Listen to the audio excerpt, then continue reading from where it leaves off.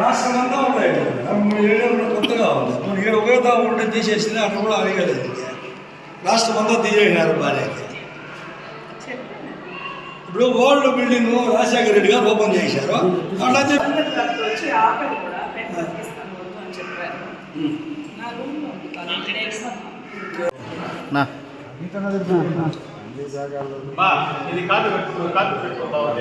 Photo తీసుకోండి.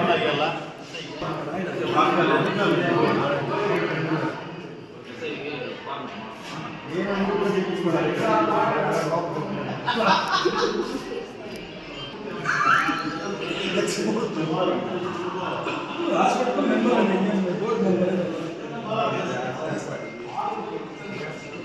వెనకాల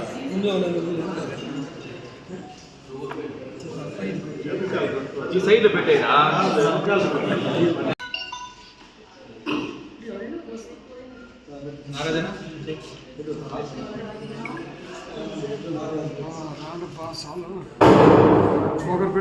పక్కన చెప్పు, మీకోసమే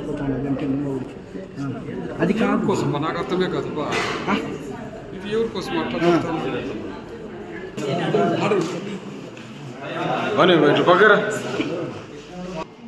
మేడం.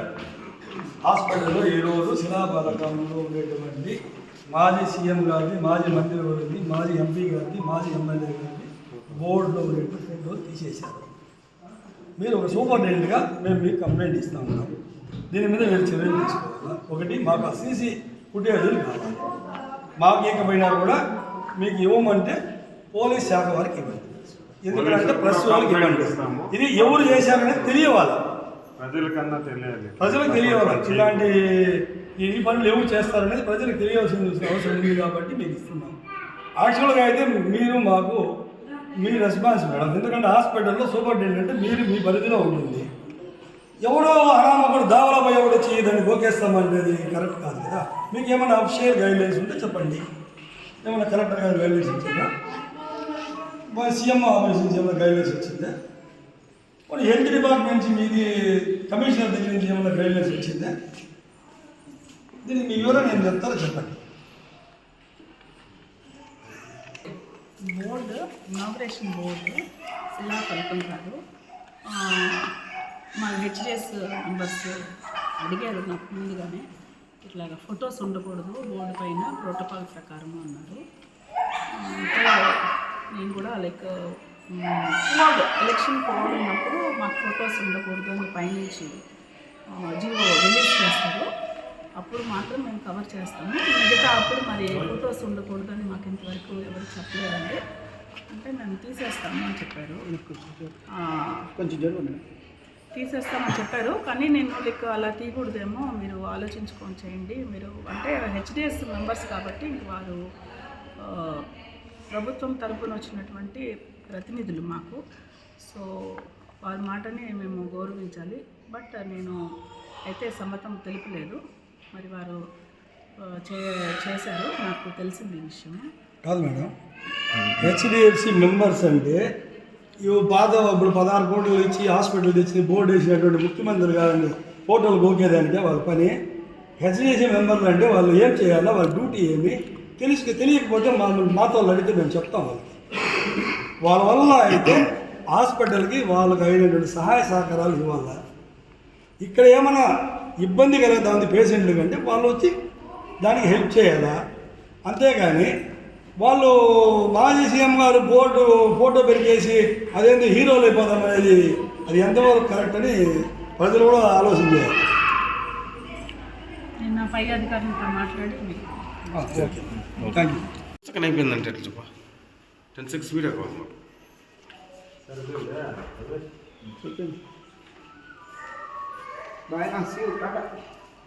వైఎస్ఆర్ కాంగ్రెస్ పార్టీ అధికారంలో వచ్చిన తర్వాత అప్పుడున్నట్టు మా ప్రియతమ ముఖ్యమంత్రి వర్యులు జగన్మోహన్ రెడ్డి గారు అందరూ ప్రజలకి మనసు దృష్టిలో పెట్టుకొని పేదవారి కోసం ముఖ్యంగా పలమనేరులోనే కాకుండా రాష్ట్రమంతా కూడా కార్పొరేట్ హాస్పిటల్ తలపించే విధంగా 16 కోట్ల రూపాయలతో పలమనేరుకి శాంక్షన్ చేయడం జరిగింది. అప్పుడున్నటువంటి మా పలమనేరు శాసనసభ్యులు వెంకటేగౌడ్ గారి సారథ్యంలో ఈ ఆసుపత్రి పర్యవేక్షణ చేయడం, లాస్ట్లో ఈ గవర్నమెంట్ బిల్డింగ్ పూర్తి అయిపోయిన తర్వాత అప్పుడు ఉన్నటువంటి ముఖ్యమంత్రి వర్యులు రాలేకపోవడంతో అప్పుడున్నటువంటి మాజీ మంత్రివర్యులు పెద్దిరెడ్డి రామచంద్రారెడ్డి గారు, మా వరంనగర్ శాసనసభ్యులు ఉన్నటువంటి వెంకయ్య గౌడ్ గారి ఆధ్వర్యంలో గవర్నమెంట్ అఫీషియల్స్ ఆధ్వర్యంలో ఈ బిల్డింగ్ ఓపెనింగ్ చేయడం జరిగింది. మేము ఒకటే అడుగుతూ ఉన్నాం, ఎందుకంటే మీరు దానికి ముందు 5 సంవత్సరాలు మీ ప్రభుత్వం ఉండింది, మీ ముఖ్యమంత్రి ఉన్నారు, మీ మంత్రి గారు ఉన్నారు, పొలంనేరు శాసనసభ్యుడిగా ఉన్నటువంటి అమర్నాథ్ రెడ్డి గారు కూడా ఉన్నారు. ఆయన గతంలో అభివృద్ధి చేసిన కార్యక్రమాలకి ఆయన వేసేటువంటి శిలాఫలకాలని వైఎస్ఆర్ కాంగ్రెస్ పార్టీ ప్రభుత్వం వచ్చిన తర్వాత మేము ఎక్కడైనా ఆవిడని తెచ్చేసామా లేదా ఆవిడని తీసామా అంటే మాకు విజ్ఞత ఉంది. ఇప్పుడు ఎవరైతే ఈ కార్యక్రమానికి ఇప్పుడు నేను కూడా గతంలో ఈ హాస్పిటల్లో అభివృద్ధి కమిటీ మెంబర్గా పనిచేశాము, ఇన్ఛార్జిగా చైర్మన్గా కూడా పనిచేసాము. మా ఎమ్మెల్యే గారి ఆదేశాల మేరకు మేము ఎక్కడైనా కూడా ఎవరికైనా కూడా మేమేమైనా హాని కలిగించింటే మీరు చూడండి, ప్రజలు కూడా ఆలోచన చేయాలి. ఇది అంతకాదు, ఈ పొలంనేరు శాసనసభ్యులు ఒకటే అడుగుతున్నాం, అయ్యా శాసనసభ్యులు అంటే తెలుగుదేశం వాళ్ళకైనా వైసీపీ వాళ్ళకు కూడా పొలంనేరు ప్రజలు 2,70,2,70,00,000 మంది ప్రజానీకానికి ఎమ్మెల్యే గారు మీరు ఆలోచన చేయాలా. మీరు ఇలాంటివన్నీ మీరు ఖండించాలా. ఎందుకంటే ఇది ఒకటి కాదు, ఇప్పటికి యాక్చువల్గా రెడ్ బుక్ రాజ్యాంగం కాదు, ఇది రెడ్ బుక్ లోకేష్ రాజ్యాంగాన్ని పొలంనేరుకు తీసుకురావద్దని చెప్పి కూడా మేము మనసారా కోరుకుంటా ఉన్నాం. ఎందుకంటే మీరు 1 అడుగు ముందుకేసి మేము 2 అడుగులు ముందుకు వేయగల శక్తి మాకుంది. ఎవరు మీ బుడ్డ బెదిరింపులకు భయపడే వాళ్ళం కాదు. అధికారం లేకపోయినా కూడా పార్టీ కోసం కష్టపడి పనిచేసే వాళ్ళం మేమందరూ కూడా. మీకు ఒకటే చెప్తున్నాం మళ్ళా కూడా మరొకసారి, ఇది ఎవరైతే ఇద్దరు మేము సూపరింటెండెంట్ గారిని అడిగాం, మీరు వాళ్ళు వచ్చి బోర్డు తీయిస్తూ ఉంటే మీరు సూపరింటెండెంట్గా మీరు కనీసం అధికారులకు తెలియజేశారా, కలెక్టర్ గారికి తెలియజేశారా, డిఎంఎన్హెచ్ఓకి తెలియజేశారా, పోనీ ఇక్కడ ఉన్న పొలంనేరు సిఐ గారికి తెలియజేశారా అని అడిగితే మాకు సంబంధం లేదన్నా, మేమేం చేసేది మమ్మల్ని అడిగారు, మమ్మల్ని అడిగితే ఇది ఎక్కడా లేదు, తీయకూడదు, జీవో రాలేదు, తీసేయమని. ఇంకోటి అడుగుతాం, శాసనసభ్యుల ద్వారా దీన్ని పరిగణనకు తీసుకోవాలా. గవర్నమెంట్ జీవో ఇచ్చి తీసేయమంటే మేము యాక్సెప్ట్ చేస్తాం, మేమేం వద్దనడం లేదు. కలెక్టర్ గారు జీవో ఇచ్చి తీసేయమని అంటే ఓకే. ఎవరు అలా ఈసారి మీరు ఇస్తారో రేపు మా గవర్నమెంట్ వచ్చి మేము కూడా అదే జీవోలు తీసుకొస్తామని ఒక విజ్ఞత అధికారులు ఎవరు ఇది ఇవ్వలేదు. మీరు ఎందుకు 2 డైరెక్టర్లు వచ్చి ఇక్కడ నిలబడుకొని నాగరాజు సుధాకర్ మీకు కూడా తెలియజేస్తా ఉన్నాం, ఇతను మీ భార్య కూడా కౌన్సిలరు, ఇప్పుడు నువ్వు ఒక అభివృద్ధి పని చేస్తే నీ వార్డు నీవు వేసుకో బోర్డు అంటే నెక్స్ట్ గవర్నమెంట్ మారుతానే లేదు, నువ్వు కౌన్సిలర్ కాకపోతే వాళ్ళు వచ్చి నీ బోర్డుని కొట్టేసేదా? ఇదేనా సంస్కృతి? ఈ సంస్కృతిని వద్దు, దయచేసి తెలియజేస్తా ఉన్నాం. ఈ సంస్కృతిని మానండి. మీకు దమ్ము ధైర్యం ఉంటే, నిజంగా మీరు అభివృద్ధి చేయాలా, ప్రజల పట్ల మీకు చేయముంటే, మేము 16 కోట్లు తెచ్చాం, మీరు 30 కోట్లు తేండి, కార్పొరేట్ హాస్పిటల్ చేయింది. మేము వద్దంటామా? మేము హ్యాట్సప్ చేస్తాం, మేము వస్తే సంతోషపడతాం, మేమే ప్రజలు కూడా సంతోషపడతారు. ఉండే బోర్డుని పెరికేసి ఇదేమి సునకానందం నాకైతే అర్థం కాలేదు. అంటే వైసీపీ వాళ్ళు గుమ్మలా ఉన్నారు, ఏదో ఒక పని చేసి కాలదు వాళ్ళని కయ్యానికి పిలుస్తామనే. అంటే మీకు అధికారం ఉండాలి కదా అని చెప్పేసి మీరు ఒక దీని చట్టాన్ని మీ చేతిలో పెట్టుకుంటామని చెప్పేసి, ఇది కరెక్టేనా? దీని మీద పోలీస్ అధికారులు కూడా స్పందించాలా. పోలీస్ అధికారులకు కూడా మేము ఒక కంప్లైంట్ ఇస్తాం, వారి మీద కేసు కట్టాల్సిందే, చట్టపరమైన చర్యలు తీసుకోవాల్సిందే. సీసీ ఫుటేజీలు ఉంది, ఎందుకంటే మేము మొత్తం ఆరోపణ చేస్తామని చెప్తారు మీరు, మాకు తెలుసు, దాంట్లో మీరు నిపుణులు. ఇక్కడే సీసీ కెమెరా ఉంది, సీసీ ఫుటేజీలు ఉంది, సిఐ గారికి కంప్లైంట్ ఇస్తాం. సిఐ గారు సీసీ ఫుటేజ్ తీసుకొని ఎవరైతే దగ్గరుండి ఈ పని చేయించారో వాళ్ళ మీద చట్టపరమైన చర్యలు తీసుకోవాలని చెప్పి కోరుకుంటూ ఉన్నాము. లేదు, రేపు సాయంత్రం లోపల మీరు ఎక్కడున్న తీసారో స్టిక్కర్ని అది అతికించాలా మీ సంస్కృతి ఉంటే.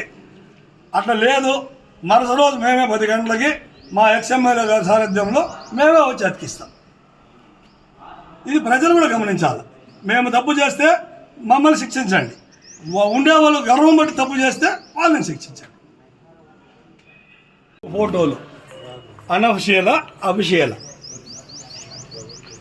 కొంచెం ముందు పెట్టిన ఆ రోజులో ముఖ్యమంత్రి గారు, ఆ రోజు ముఖ్యమంత్రి గారు, ఆ రోజు ఉన్నటువంటి మంత్రి గారు, ఆ రోజు నుండి ఎంపీ గారు, ఆ రోజు నుండి శాసనసభ్యులు. ఇప్పుడు మీరు ఓపెనింగ్ చేస్తే మీ వాళ్ళు మీరు వేసుకోరా? ఇప్పుడు మీరు చేస్తే మీరు వేసుకోరా?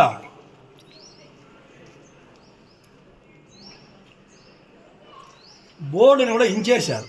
అర్థం ఇదేనా సంస్కృతి?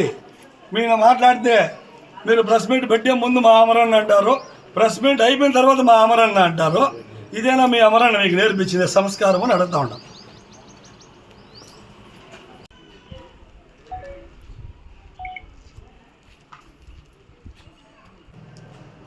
మీడియా సోదరులకు నమస్కారం. గత వైఎస్ఆర్ గవర్నమెంట్లో మన మాజీ ఎమ్మెల్యే డాక్టర్ ఎన్ వెంకటేగౌడ గారు పలమనేరు ప్రజల సౌకర్యార్థం కోసం 16 కోట్లతో ప్రభుత్వ ఆసుపత్రిని అభివృద్ధి చెందాలనేసి మన మాజీ ముఖ్యమంత్రి జగన్మోహన్ రెడ్డి గారితో మాట్లాడి పలమనేరుకు 16 కోట్లు శాంక్షన్ చేపించి ఈ యొక్క ప్రభుత్వ బిల్డింగ్ కట్టడం జరిగింది.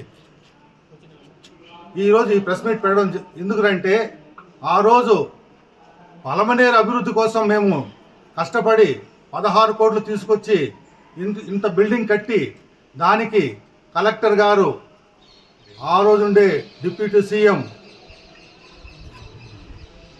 అధికారికంగా ఒక ప్రారంభోత్సవానికి ఒక స్టాచ్యూ పెడితే దాన్ని వచ్చి ఈరోజు కొంతమంది తెలుగుదేశం నాయకులు దాంట్లో జగన్మోహన్ రెడ్డి గారి బొమ్మని, కొంతమంది నాయకుల బొమ్మలు ఉంటే దాంతో బ్లేడ్ ఎత్తుకొని గోకడం జరిగింది. ఇది ఎంతవరకు సమంజసమని మేము అడుగుతున్నాం.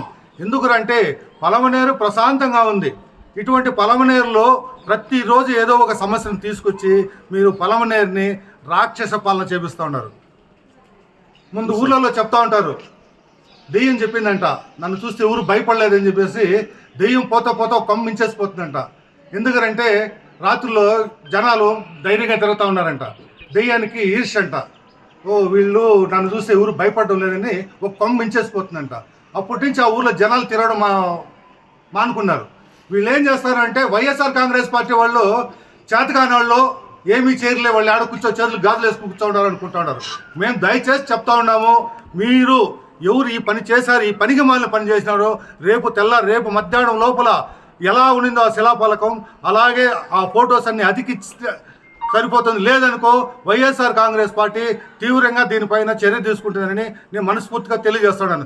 దయచేసి మళ్ళా చెప్తాను, పలమనేరు ప్రశాంతంగా ఉంది, మీరందరూ ప్రశాంతంగా జీవించాలని కోరుకుంటున్నాను. మనుషుల మధ్య ఈర్ష్య పెట్టద్దండి, అందరూ అన్నదమ్ముల్లాగా బతకాలని కోరుకుంటున్నాం.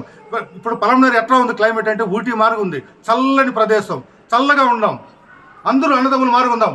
ఎలక్షన్ అప్పుడు ఎలక్షన్ అందరూ చేస్తూ ఉన్నాం, ఎలక్షన్ అయిపోయినాక అన్నదమ్ములుగా ఉండాలి. మీరు ఎందుకో మాకు అర్థమే కాలేదు, ప్రతి ఒక్క నెల ఏదో ఒక సమస్య తెచ్చి పెడతా ఉన్నారు. అది ఎందుకో మీరు చేస్తూ ఉన్నారా, మీ అధిష్టానం చెప్తా ఉందా, లేదా రెడ్ బుక్ అక్కడి నుంచి మీకు లిస్ట్ పంపిస్తూ ఉందా, ఈ మార్గం చేయండి అని చెప్పేసి దయచేసి ఇవంతా మానుకోండి.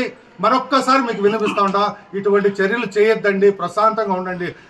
మీరు ఇలా చేశారనుకో రేపు మళ్ళీ మా గవర్నమెంట్ వస్తే మీ ఫోటోలే కాదు మీరే కూడా ఊర్లో ఉండరు. నేను ఖచ్చితంగా చెప్తా ఉంటా, అంత దూరం తెచ్చుకోవద్దండి. ఈరోజు మీరు ఉంటారు, రేపు మేము ఉంటాం. మేము కూడా గత ప్రభుత్వంలో ఉన్నాం. మీకు ఎప్పుడు కానీ ఇలాంటి పనులు మేము చేయనే లేదు. మీరు కావాలంటే ఎక్కడ చేస్తుంటే ఒకటి చూపించండి, చెప్తాం.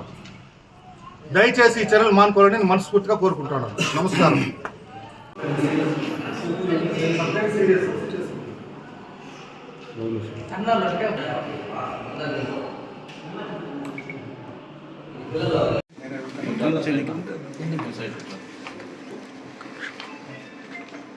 నేను తీసుకుంటాను.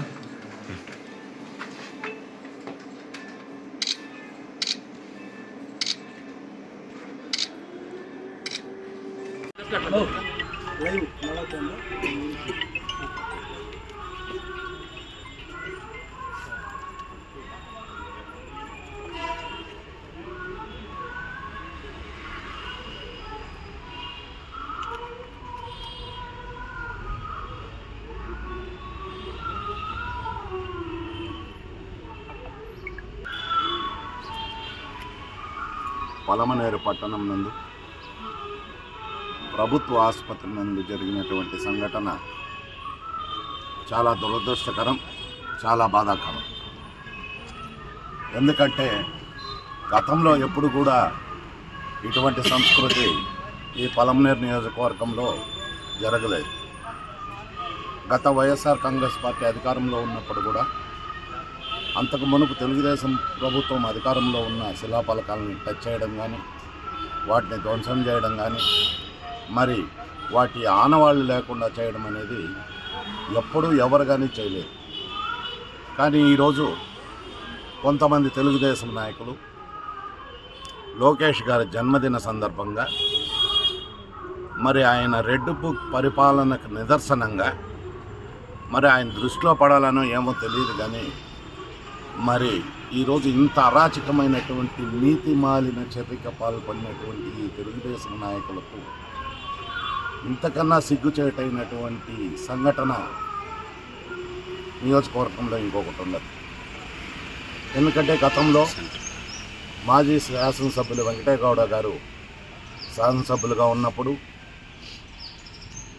అప్పటి ప్రభుత్వంలో 16 కోట్ల రూపాయలతో పనులు పూర్తి చేసి, మరి ఆసుపత్రికి కావాల్సిన పరికరాలన్నీ పూర్తి స్థాయిలో తెప్పించి, మాజీ మంత్రివర్యులు పెద్దిరెడ్డి రామచంద్రారెడ్డి గారు మరి అన్ని విధాలా సహకరించి ఈ పలమనేరు పట్టణానికి తలమానికంగా పేద ప్రజల కోసం ఒక ఆసుపత్రిని పూర్తి స్థాయిలో అభివృద్ధి చేయాలని సంకల్పించి, మరి అనేక అవాంతరాలు ఎదురైనా కూడా దాన్ని పూర్తి చేయడం, ఆ రోజు అనివార్య కారణాల వలన అప్పటి ముఖ్యమంత్రిగా ఉన్న జగన్మోహన్ రెడ్డి గారు రాలేకపోయిన తరుణంలో మరి మాజీ మంత్రివర్యుల చేతుల మీదుగా ఈ ఆసుపత్రిని ప్రారంభించడం జరిగింది.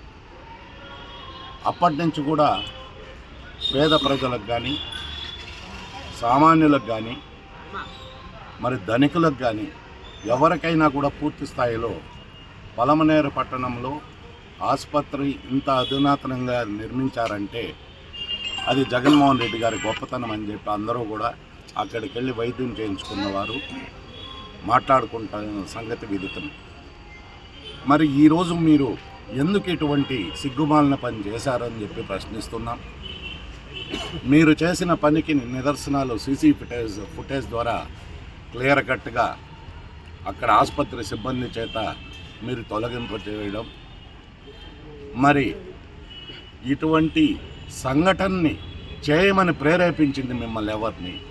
మీ ఎమ్మెల్యే గారు చెప్పారా, లేదా మీ ఎమ్మెల్యే గారి ప్రోద్బలంతో మీరు ఈ పని చేయించారా అని చెప్పి ఈ సందర్భంగా మిమ్మల్ని అడుగుతున్నాం.